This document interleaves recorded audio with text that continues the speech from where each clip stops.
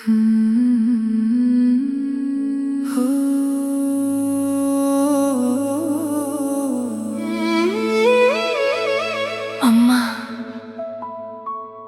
నీ అడుగుల చప్పుడు ఇంకా మా ఇంట్లో వినిపిస్తోంది. నీ నవ్వు ఇంకా మా కళ్ళ ముందు నిలిచే ఉంది. కానీ నేడు నీవు యేసయ్య చింత విశ్రాంతి పొందుతున్నావు.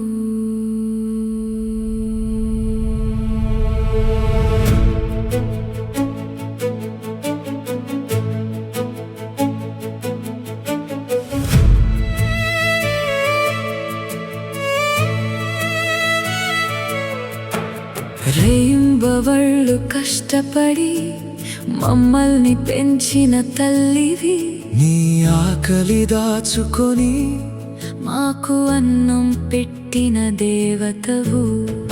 నీ చెమట చుక్కలతో మా భవిష్యత్తు నిర్మించావు. నీ ప్రార్థనలతో మా జీవితాలను ఆశీర్వదించావు. జ్ఞానమ్మ, ప్రకాశం, రానమ్మ, అబ్రహం, పుష్ప, అందరి కన్నీటి వెనుక నీ ప్రేమే కనిపిస్తోంది అమ్మా. అమ్మా, ఒక్కసారి పలుకు, నీ స్వరం మళ్ళీ వినిపించు. మా కన్నీళ్లను తుడిచే నీ చేయి. ఇంకెక్కడ వెతకాలి అమ్మా? యేసయ్యా ఒడిలో నీవు ఉన్నావని తెలుసు. అందుకే కన్నీటిలోనూ ఆశ ఉంది. మళ్ళీ పరలోకంలో కలిసే రోజు కోసం మా హృదయం ఎదురు చూస్తోంది.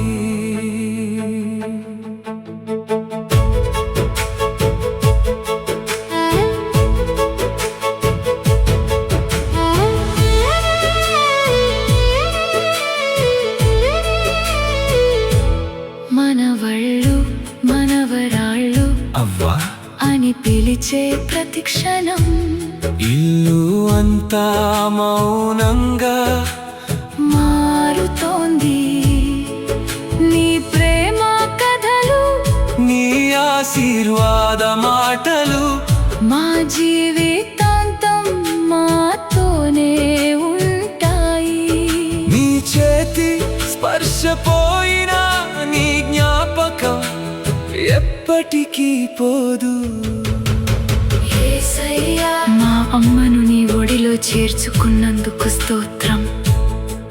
ఆమె పరుగును ముగించింది, విశ్వాసాన్ని కాపాడింది. మా కన్నీళ్లను తుడవు ప్రభువా. మళ్ళీ కలిసే నిరీక్షణను మాకు ఇవ్వు. అమ్మా, నీవు దూరం కాలేదు, మా హృదయాల్లో శాశ్వతమయ్యావు. యేసయ్యా, వెలుగులో నీవు చిరునవ్వుతో ఉన్నావు. అదే మా దార్పు.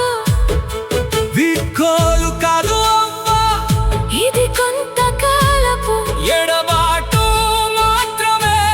యేసయ్యా రాకడ నాడు మళ్ళీ నిన్ను హత్తుకుంటాము. అమ్మా, శాంతిగా నిద్రించు. యేసయ్య చేతుల్లో ఆనందంగా ఉండు. నీ ప్రేమ మా శ్వాస, నీ జ్ఞాపకం మా జీవితం. అమ్మా, మేము నిన్ను